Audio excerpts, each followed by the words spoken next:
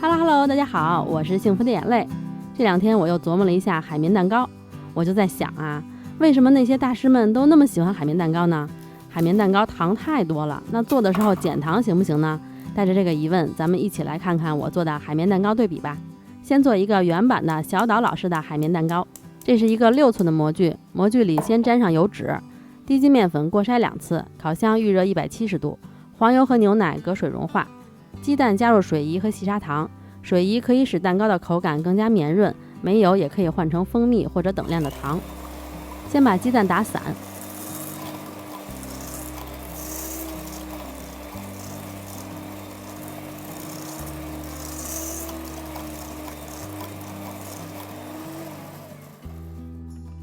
要提前做一锅热水，我这个水温是在60度左右，然后把盆放在热水上，盆底能碰到很少的水就行，一边搅拌一边加热蛋液，蛋液要加热到40度再开始打发。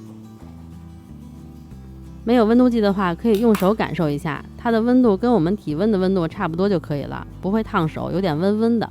如果是夏天，室温30多度，就可以把这个盆从热水上拿下来打发。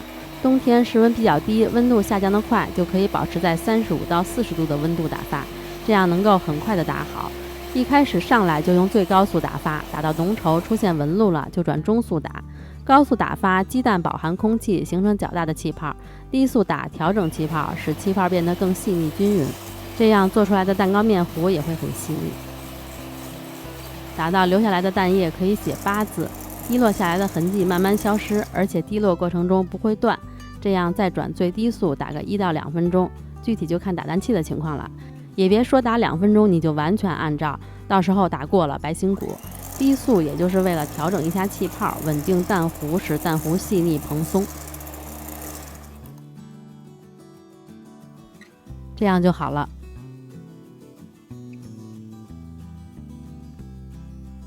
然后分2次加入过筛的面粉，要这样分散的倒在蛋糊表面，用刮刀由底部向上翻拌，刮刀从中间切入，然后一边拌还要一边转动这个盆儿，搅拌到看不到干粉就可以了。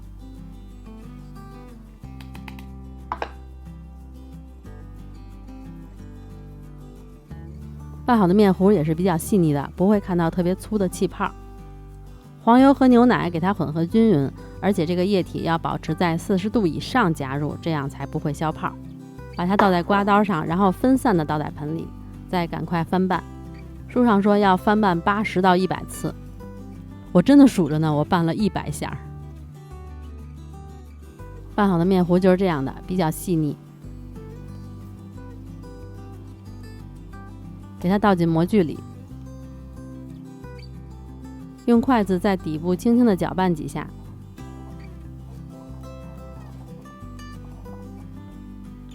然后再把气泡震出来，就赶快放入烤箱里，放中下层160度烤40分钟左右。出炉以后震2下热气，然后倒扣晾凉。海绵蛋糕弹性非常好，真的跟海绵似的，摁下去可以马上回弹。来切开看看吧。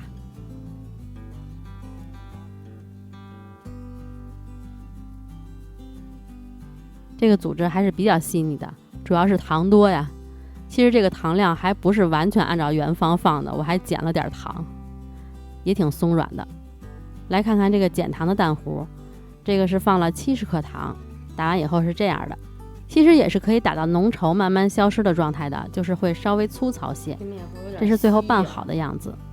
这个是我最开始做的，我是先做的减糖的，最后做的原方。开始做的时候还发现了一个问题，就是烤的过程中它会鼓起来，像一个山一样。烤完以后也是这样的，没有倒扣，凉了以后有些回缩。成品看上去还是挺松软的，但就是组织粗糙些。我觉得如果能接受这样的口感的话，其实也可以做减糖的。然后我查了一下，海绵蛋糕烤的时候应该是均匀的长发，不能鼓成一个山的样子，这样的话做出来也不是成功的，组织也粗糙。查了一下原因，就是因为烘烤的温度太高了，把温度调低就好了。最后我是下火调到了130度，上火用160度烤了，时间稍微延长了一点，烤了50分钟，烤出来终于不是一个山的样子了。我还试了一下不加热蛋液直接打发，想看看二者有什么区别。真的打了好久，15分钟吧，还没打好。最后我又默默地拿出了热水盆。为什么会这样呢？因为蛋黄里有脂肪，会抑制气泡形成。加热后那个脂肪等于是融化了，可以降低蛋黄对蛋清的粘稠度，这样就好打发了。也和3个人一起对成品对比了一下口感，最后我们发现加热过的蛋液做出来的蛋糕蛋香味更浓，所以还是加热一下更好。不减糖的海绵蛋糕对比减糖后的，吃起来口感真的非常细腻，非常的松软，蛋香味很浓，真的很好吃的。甜度方面其实我感觉差的不是很多，但是口感方面相差挺大的。如果想做减糖版的，蛋液给它打到位，其实松软度也还是可以的，自己做的话可以适当的调整一下。最后再给大家一个我减糖版的配方吧，你们也可以试一试。今天就到这里啦，喜欢我的视频就点关注吧，嘿嘿，我们下个视频再见啦，拜拜。